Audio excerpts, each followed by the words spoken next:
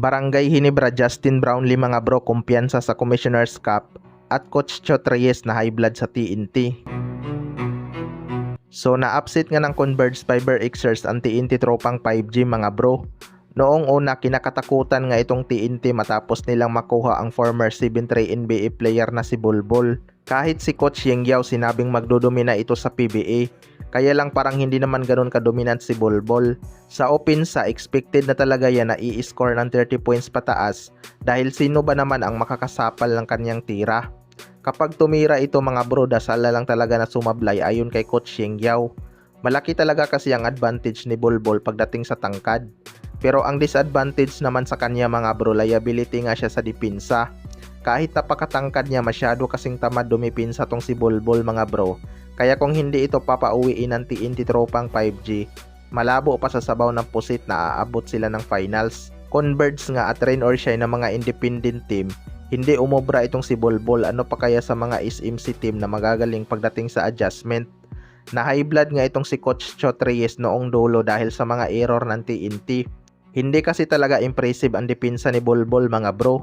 Nakabawi din si Mikey Williams sa TNT dahil for the first time ngayong conference, nakalaban niya nga ang kanyang former team na TNT tropang 5G.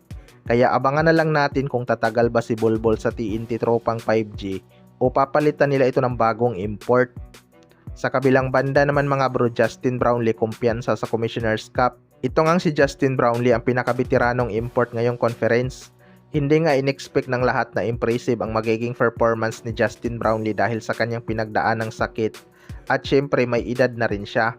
Pero sa kanilang 7 laro mga bro, hindi nga bumaba sa 25 points ang kanyang scoring output dahil ang kanyang pinakamababang puntos lang ay 28 points laban sa Terra Firma Jeep. Kung hindi lang ito inupo ni Coach Timcon, baka nag 40 points pa to sa laban. Pero kumpiyansa nga itong si Justin Brownlee na kaya nilang makapasok ng finals kapag nagtuloy-tuloy ang kanilang magandang performance. Well, para sa akin mga bro, hindi naman talaga malabong maa-upset nila ang mga dark horse team ngayong conference. Underdog nga ang lineup ng Barangay Hinebra pero may maayos naman sila na sistema at magaling na import.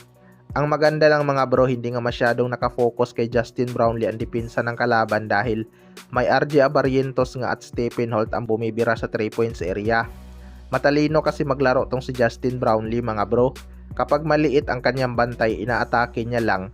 Kapag naman malaki, dinadala niya nga sa labas tapos hahanapan ng mismatch ang kanyang mga teammate. Kaya exciting talaga tong Barangay Hinebra abangan ngayong conference. Kahit underdog sila sa papel, kayang-kaya nga nilang tumumba ng malalaking kalaban. Kayo mga bro, ano masasabi nyo tungkol dito?